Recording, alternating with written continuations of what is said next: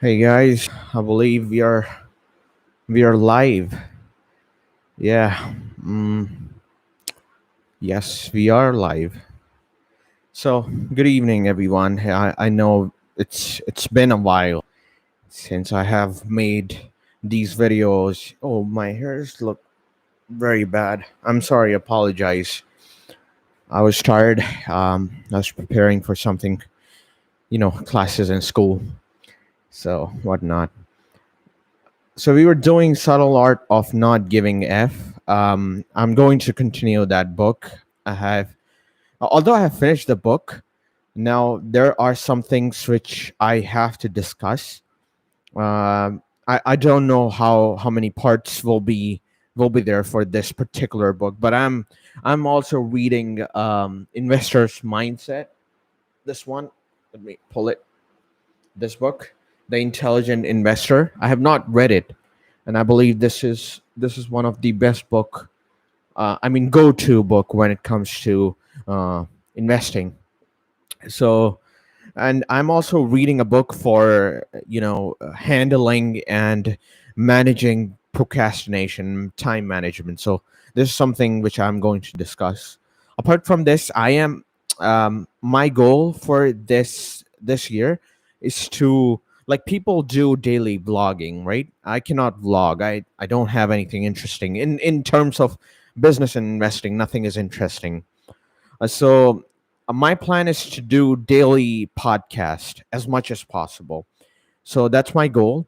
Um, and I will be reading books, summarizing and adding my thoughts and opinions about that book. So that's one thing. And later on, after 2 or 3 months, I'm also going to include business news and business insights in what is going on in the world of digital media and digital marketing and business in general. So let's start with this book. Let's continue. Now, last time we discussed the whole idea of this book. If you were new to my channel and don't know, is that Mason writes, the author writes that you should give F about things you care the most. So those are the things you have to give F about, because those are the things which will make you happy in long run. Those are the things which will be more challenging in nature, and solving those challenges will give you more joy, uh, which is called happiness in our general term. So in this next chapter, we he discussed success paradox. Failure is the way forward. Now, Thomas Alva Edison, right? Actually, Edison was the one. I'm not sure. Yeah, Edison was the one who wrote that he failed 10,000 times while inventing the electric bulb. And that's the thing. You see, I read. I think I heard from somewhere on YouTube itself. He was a teacher. I think he specialized in programming, and his classes were in programming. Now he mentioned that hard work is not the thing. Hard work and smart work, or any kind of work, is overrated. What people need to do is stick to something, which means they have to give time. So what they need to do is not hard work or smart work or any kind of work. See, work is not it. Work and effort cannot be measured. If you are an employee, yes, the company will put billables on your head. Like, for example, I work at a big four company. So in that, I have billable hours. Like, my team has billable hours, and every member has to put in effort. So my efforts have per hour rate. Now, when it comes to real task in life, there are not good metrics which can define your work. How much is your work worth?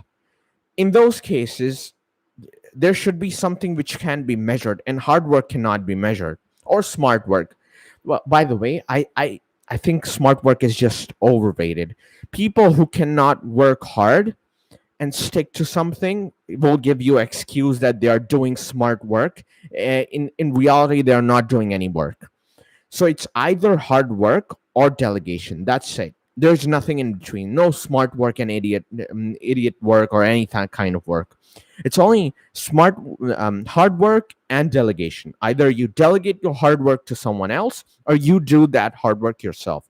Now, the problem with hard work is it cannot be defined. Now, like, I spend 8 hours working on something. That does not necessarily mean I'm working hard. What's my efficiency? What's my output? Nobody knows. In those cases, what we do is we use different metrics which can be measured. Now, what can be measured is time. So, how about we put time as a KPI, not hard work or emotions. Like, I have been working so hard, I'm so tired, which means I'm productive. No, the art of success, according to that teacher, was to put in effort over a prolonged period of time. So let's say I want to learn data analytics. That's something I want to learn. I want to I want to become better at machine learning, artificial intelligence, and how it can integrate with marketing, because marketing is my passion.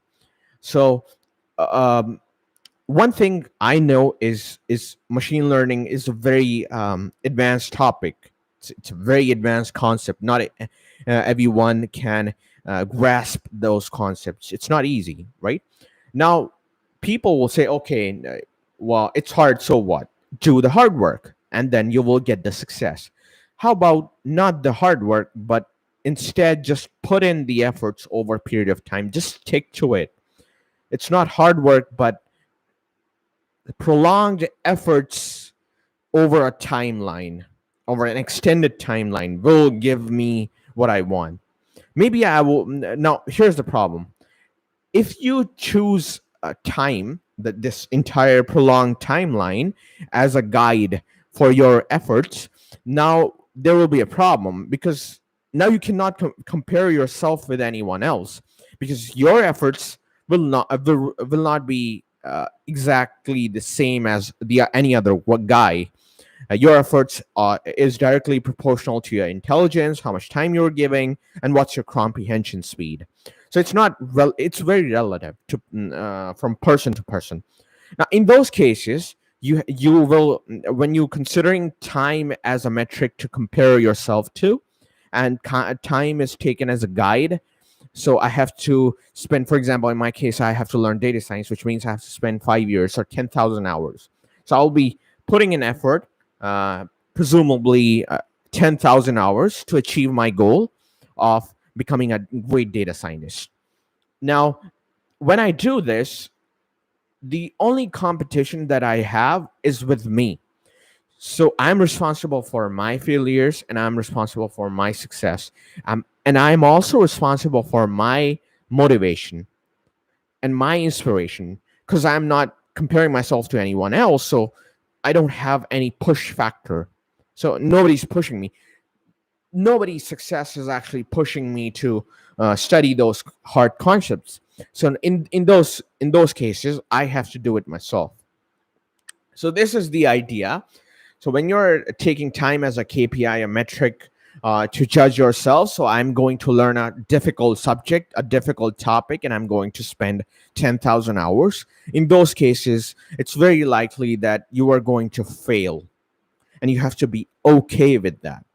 You have to be okay. So, for example, I will just recite some of the lines that I have read.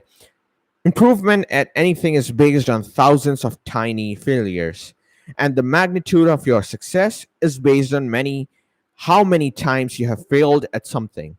If someone is better than you at something, then it's likely because she has failed at it more than you have. Now, it's pretty evident what author wants to express with these lines. If somebody is successful at something, which means they have put so much effort into doing that, which also means if you put more effort, which means your failures are also proportional. So your failures at the initial stage will be exponential, it will be very high. And then as you go on and you become better, the failure rate goes down and down and down. So that's what author wants to convey, that failure is more important and it should be expected. If you're doing quality work, it should be expected.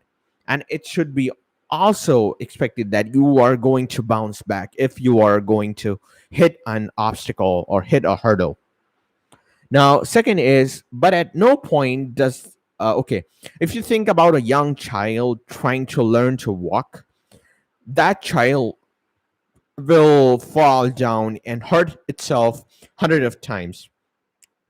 But at no point does the child ever stop and think, "Oh, I guess walking just isn't for me. I'm not good at it." This is this is such a great example of not giving up and how failure is such an integral part of success. So, for example, just imagine when you were little, um, you were crawling because that's a curiosity. Child is a curious being, right? So everyone has a curiosity to explore the surroundings, and what we do, we move ourselves. So we make ourselves available at different places, and we cannot walk. So what we do is we crawl. And after some time crawling, we realize that crawling is not so fast. And if we want to go at that place faster, we have to walk. So we start learning to walk. We see people are sitting and then they are standing and then they are using their feet to move forward. We do the exact same thing at that age. We start with one feet, but we fall down because our feet are not used to walking and all those biological reasons of not walking. What does a child give up? Because you see, child has no notion of failure. That's why he can continue. He cannot just simply think, okay, everybody's walking. Why am I not walking? Maybe I'm not good. You know what? I'm not good. Let's give up. Walking is just not for me. He does not think that. He has an objective and he will achieve that no matter what. Why? Because failure is not an option. Why the failure is not an option is because he has no concept of failure. He does not understand failure. He sees that people are walking, which means he can walk. And this is also another example I want to give.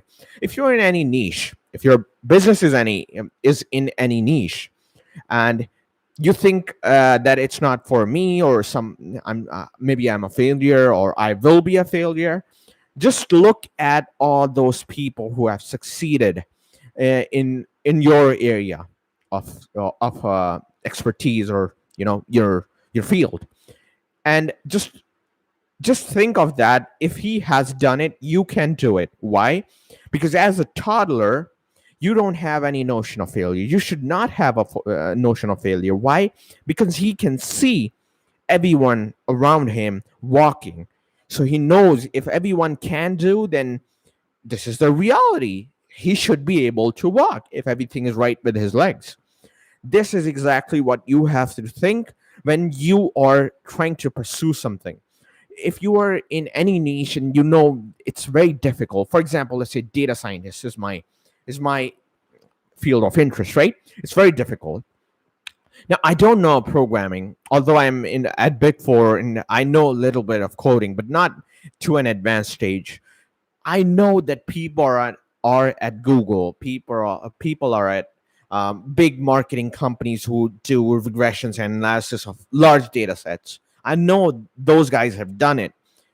So as a keen individual with serious curiosity and as a toddler like um, mindset, I know it's plausible. And now I don't have anything regarding failure. I don't know if there's a failure. Why? Because I know it has been done and I see many people do it in my field, which means I can do it.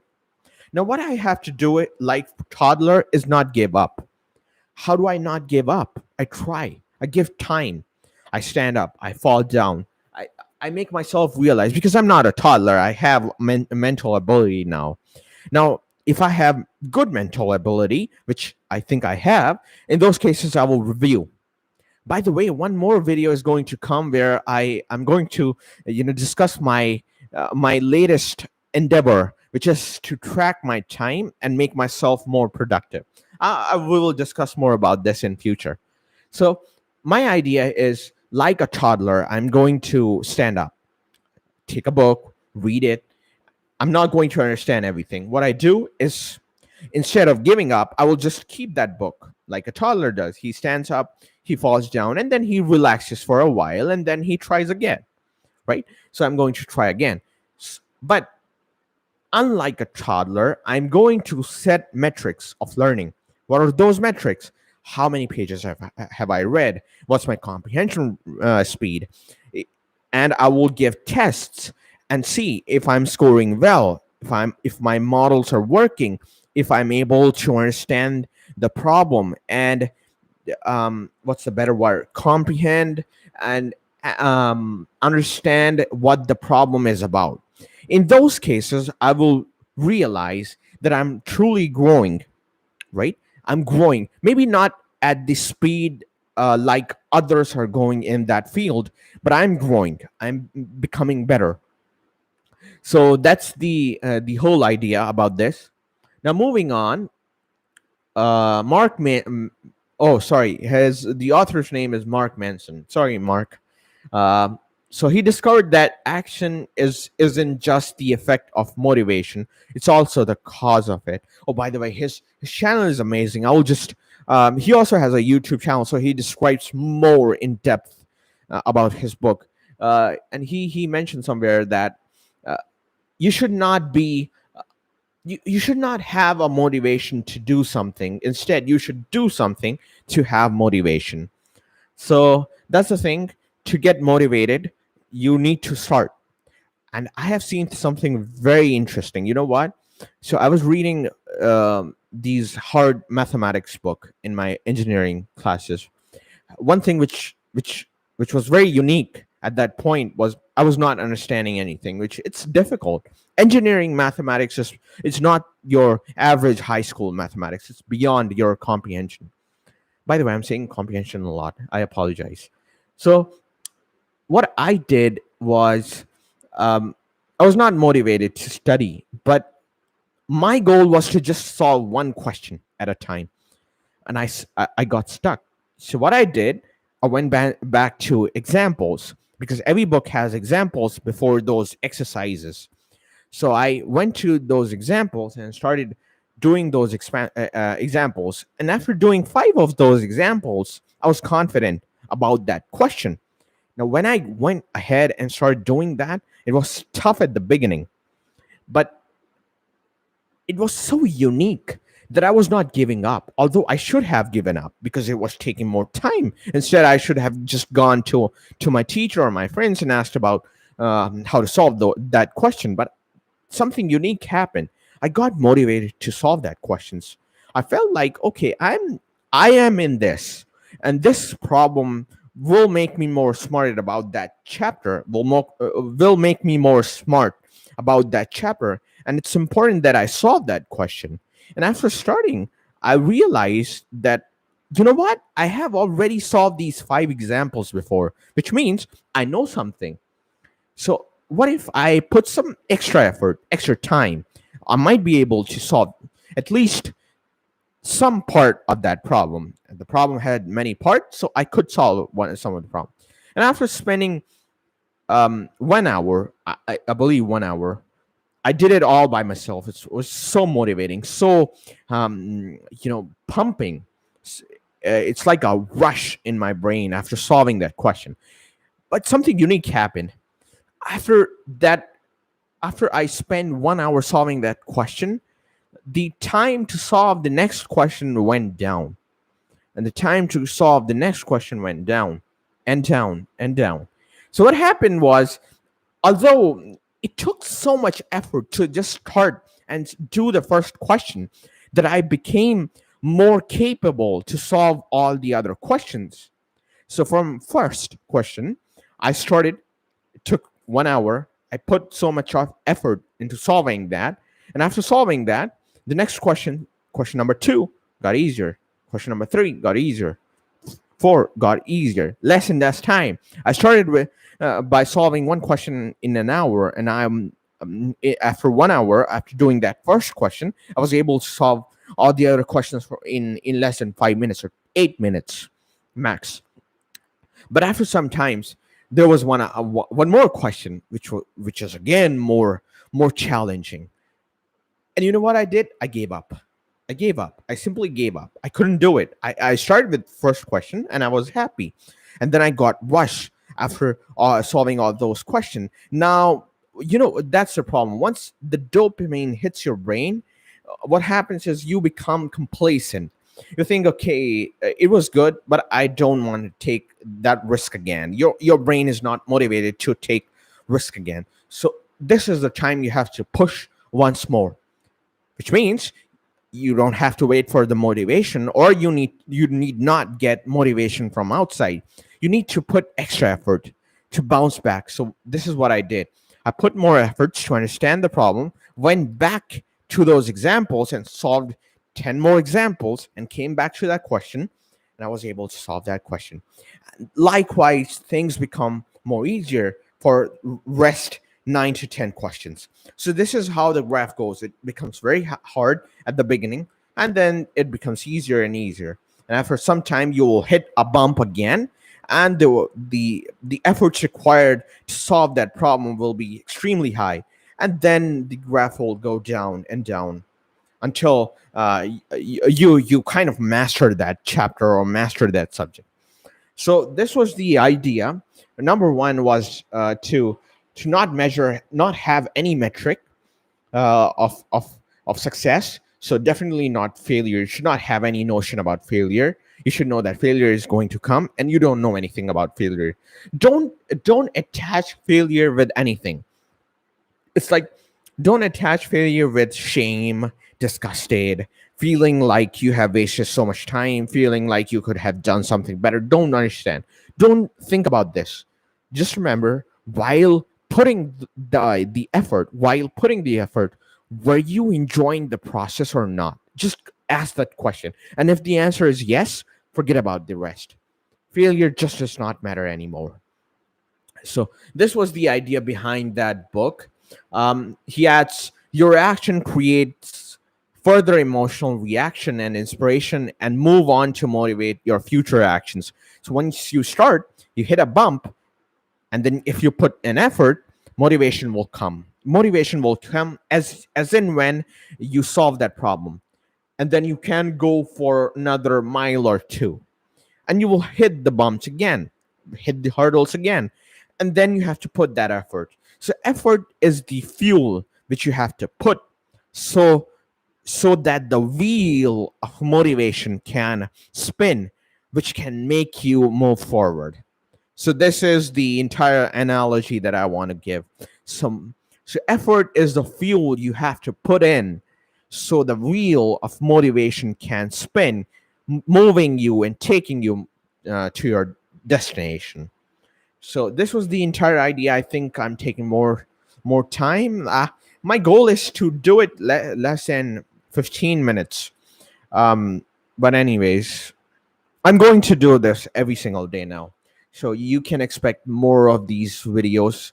And if you have any ideas, although I don't have any viewers right now, but in future, let's say, my you know what? I think nobody's watching me. That's why I'm saying it. My goal is to hit 1 million someday.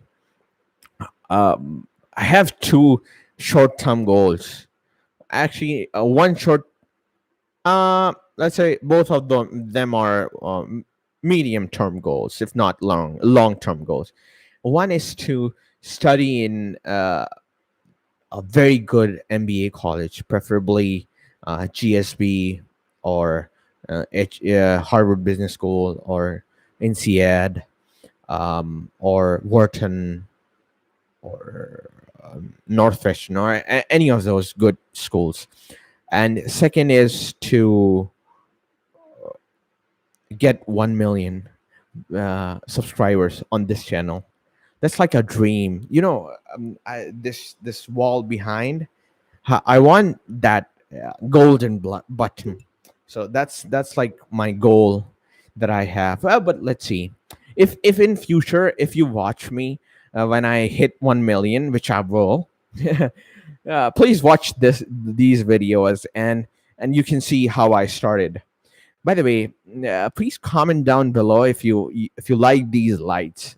I got these lights, and I got some feedback from my mother and my friends as well. What should I do? And they recommended this setup for now. And if I hit the 1,000 subscribers, you know what? 1,000 is a lot. Let's say 100 subscribers. Then I will change something to this. This I changed because I hit 5 subscribers, which was a big deal for me. That's why I changed and I brought these new lights. So thank you so much. Sorry for here and not looking professional. See you tomorrow. Bye bye.